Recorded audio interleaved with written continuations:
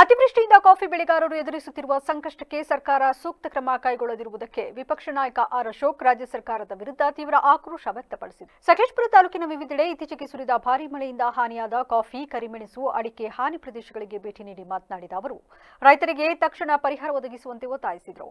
ಹಾಸನ ಜಿಲ್ಲೆಯಲ್ಲಿ 40ರಿಂದ 50% ಬೆಳೆ ಹಾನಿಯಾಗಿದೆ. ಇದರಿಂದ ಸರ್ಕಾರಕ್ಕೆ 600ರಿಂದ 700 ಕೋಟಿ ರೂಪಾಯಿ ಆದಾಯದ ನಷ್ಟವಾಗುತ್ತಿದೆ. ಕಾಫಿ, ಮೆಣಸು ಕಪ್ಪಾಗುತ್ತಿದ್ದು ರೈತರು ಬೀದಿಗೆ ಬರುವ ಸ್ಥಿತಿಯಲ್ಲಿದ್ದಾರೆ. ಸರ್ಕಾರದಿಂದ ಯಾವುದೇ ಅಧಿಕಾರಿ ಅಥವಾ ಸಚಿವರು ಈ ಪ್ರದೇಶಕ್ಕೆ ಭೇಟಿ ನೀಡದಿರುವುದು ಖಂಡನೀಯ. ಜಿಲ್ಲಾ ಉಸ್ತುವಾರಿ ಸಚಿವರು ಜವಾಬ್ದಾರಿಯಿಂದ ತಪ್ಪಿಸಿಕೊಂಡಿದ್ದಾರೆ. ಸರ್ಕಾರ ನಿದ್ದೆಗೆ ಜಾರಿದೆ. ರೈತರ ಸಮಸ್ಯೆಗೆ ಸ್ಪಂದಿಸುತ್ತಿಲ್ಲ. ಇದೊಂದು ಬೇಜವಾಬ್ದಾರಿ ಮೆಂಟಲ್ ಸರ್ಕಾರ. ತಾನು ರೈತರ ಸಂಕಷ್ಟವನ್ನು ತಿಳಿಯಲು ಮೊದಲಿಗರಾಗಿ ಆಗಮಿಸಿದ್ದಾಗಿ ಪರಿಹಾರಕ್ಕಾಗಿ ಹೋರಾಟ ಮುಂದುವರಿಸುವುದಾಗಿ ಘೋಷಿಸಿದರು. ಭಾಗದಲ್ಲಿರುವಂತಹ ಕಾಫಿ ತೋಟಗಳಿಗೆ ಭೇಟಿ ಮಾಡಿದ್ದೀನಿ. ಆಲ್ಮೋಸ್ಟ್ ಆಲ್ ಎಲ್ಲ ತೋಟಗಳಲ್ಲೂ ಕೂಡ ಈ ಕಾಫಿ ಬೀಜಗಳೇನೋ ಇದು ಕೊಳಿತಾ ಇದೆ, ಮತ್ತು ಎಲೆನೂ ಕೂಡ ಕೊಳಿತಾ ಇದೆ. ಹೆಚ್ಚು ಮಳೆ ಬಂದಿರೋದ್ರಿಂದ ಈ ಒಂದು ಕಾಫಿ ಈ ಬಾರಿ ಮೋರ್ ದೆನ್ 40-50% ಮೇಲೆ ಎಲ್ಲ ಕೊಳೆ ಬಂದು ಹೋಗ್ತಾ ಇದೆ. ಇದರಿಂದ ರೈತರು ಏನು ಪಾಪ ಇದನ್ನು ಆದಾಯ ಅಂತ ಮಾಡ್ತಾಯಿದ್ರು, ಮತ್ತು ದೇಶದ ಆದಾಯ ಇದು.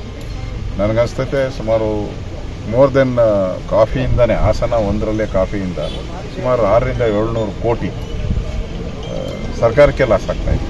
ಆ ಬೆಳೆನೇ ಲಾಸ್ ಆಗ್ತಾಯಿದೆ. ಅದಕ್ಕೆ ಸರ್ಕಾರ ಕೂಡಲೇ ಇದ್ರ ಬಗ್ಗೆ ಕ್ರಮ ತೆಗೆದುಕೊಳ್ಬೇಕು, ಪರಿಹಾರ ಸಿಗಬೇಕು ಅವರಿಗೆ. ಈಗ ಬೆಳೆ ಹಾನಿಯಾಗಿ ಎಲ್ಲ ಕೊಳಿತಾ ಇದೆ. ಆಲ್ಟರ್ನೇಟಿವ್ ಏನು ಮಾಡಬೇಕು ಅದಕ್ಕೆ ಅನ್ನೋದನ್ನು ಕೂಡ ಇನ್ನು ಯಾರೋ ಅಧಿಕಾರಿಗಳು ಬಂದು.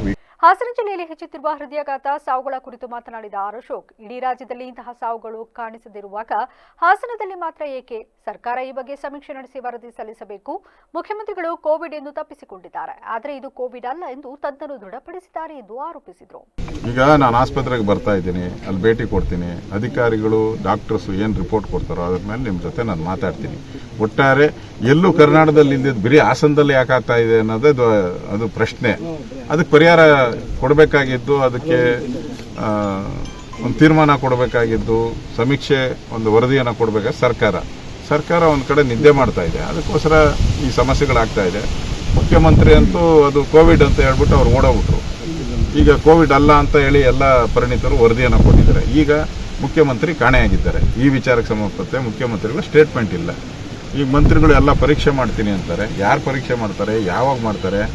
ಮಾಡಬೇಕಾದ್ರೆ ಡಾಕ್ಟ್ರುಗಳು ಬೇಕಲ್ಲ, ಸ್ಟಾಫ್ ಬೇಕು, ಎಕ್ವಿಪ್ಮೆಂಟ್ ಬೇಕು. ಎಲ್ಲೈತೆ ಸ್ಟಾಫು, ಎಕ್ವಿಪ್ಮೆಂಟು ಏನು ಇಲ್ದಿರ ಪರೀಕ್ಷೆ ಮಾಡ್ತೀನಿ ಅಂದರೆ ಯಾರು ಹೋಗ್ತಾರೆ?